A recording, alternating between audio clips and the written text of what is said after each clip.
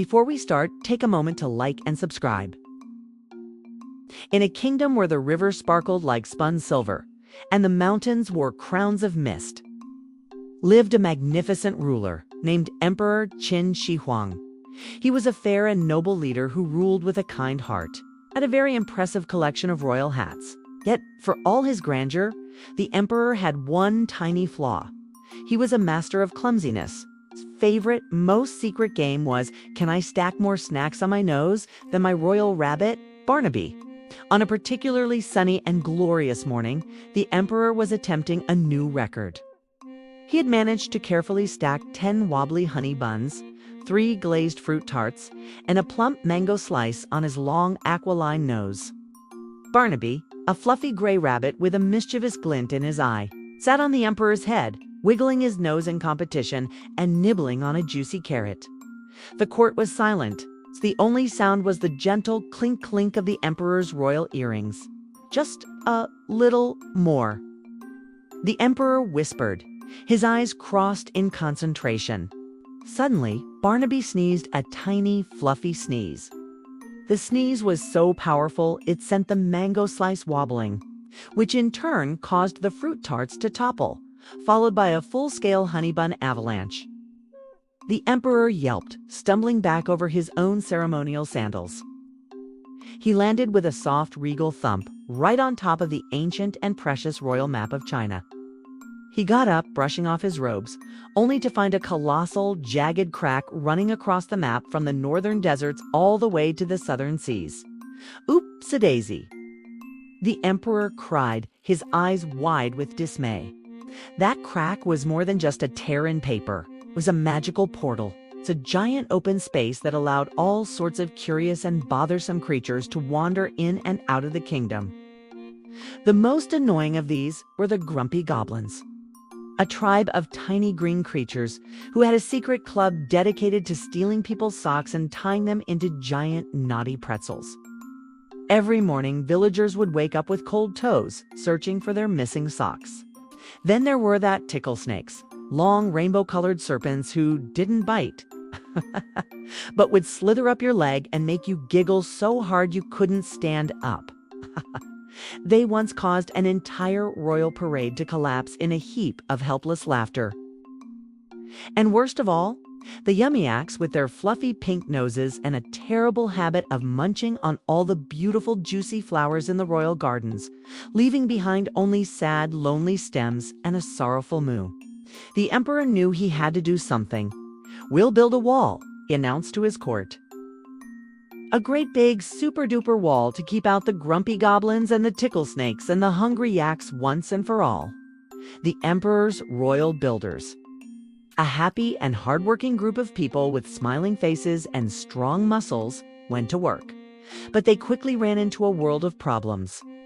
The grumpy goblins would sneak in and steal their blueprints, replacing them with silly drawings of squiggly lines and dancing bananas.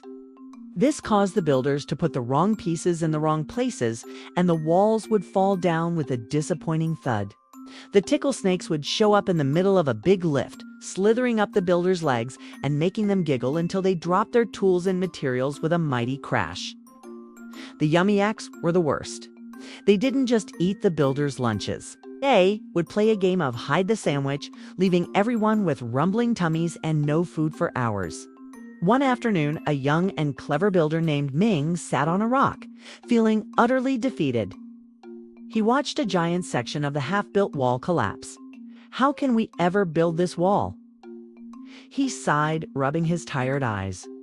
Just then, he noticed a tiny, glowing stone on the ground, pulsating with all the colors of the rainbow. It buzzed with a gentle hum, and it seemed to sing a quiet song just for him. He was the only one who noticed it.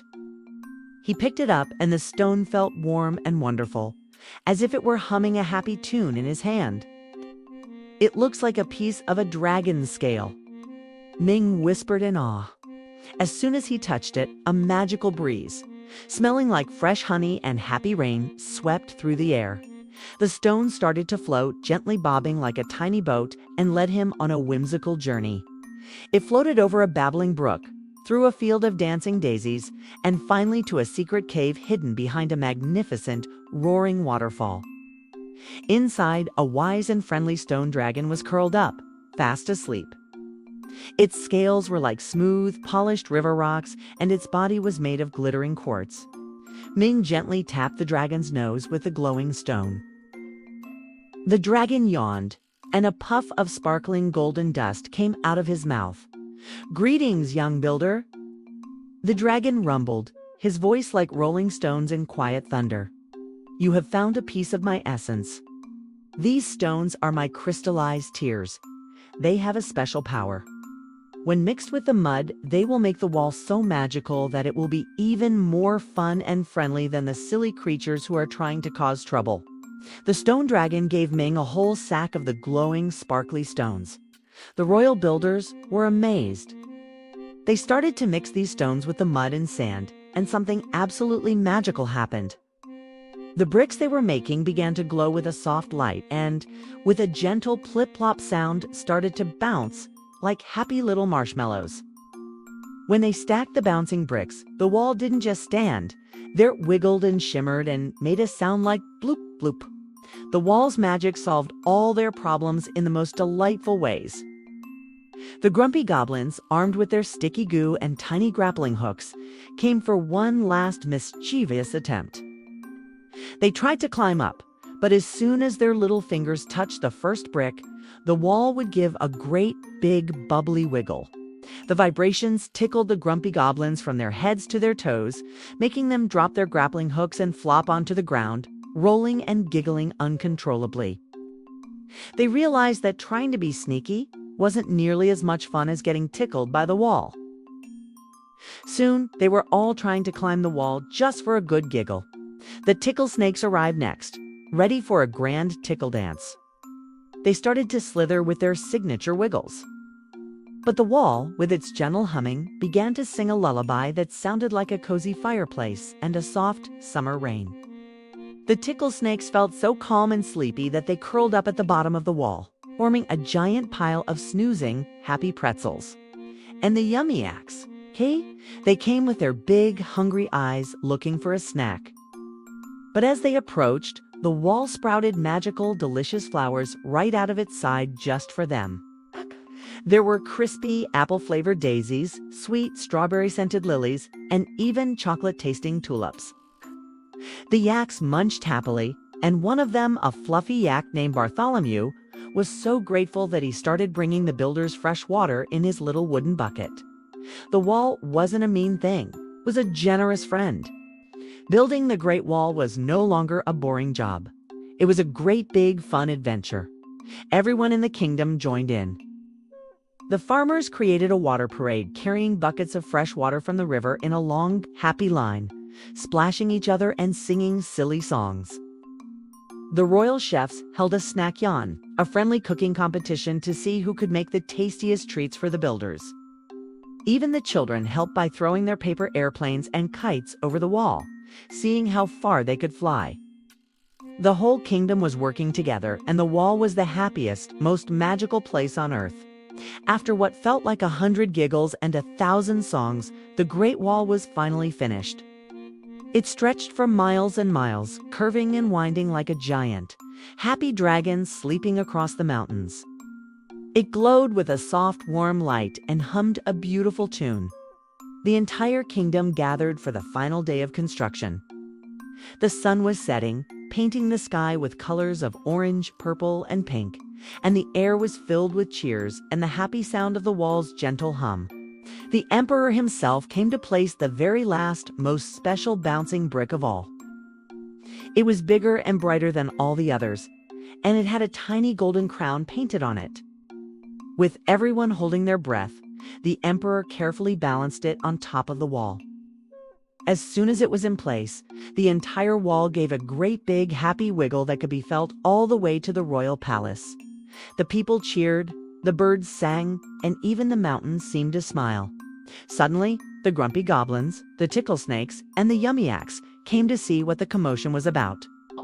They looked at the beautiful singing and wiggling wall. They saw how happy the humans were and how a wall that was meant to keep them out had become a symbol of something beautiful and fun. They realized the wall wasn't a mean thing at all, was a friendly boundary that gave them their own special space.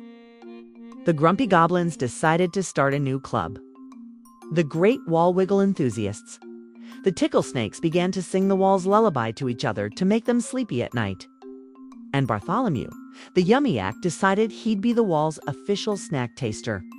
The Emperor looked at his finished wall and smiled. He realized that the wall wasn't just to keep things out, it was to bring everyone together. All the people had worked together as a team, laughing and singing, and they had made a beautiful, magical thing. The Great Wall of China became a symbol of teamwork, friendship, and how even a clumsy oopsie-daisy can lead to the most wonderful and magical adventure. And every now and then, if you listen very closely on a very quiet day, you can still hear the gentle, happy hum of the bouncing bricks.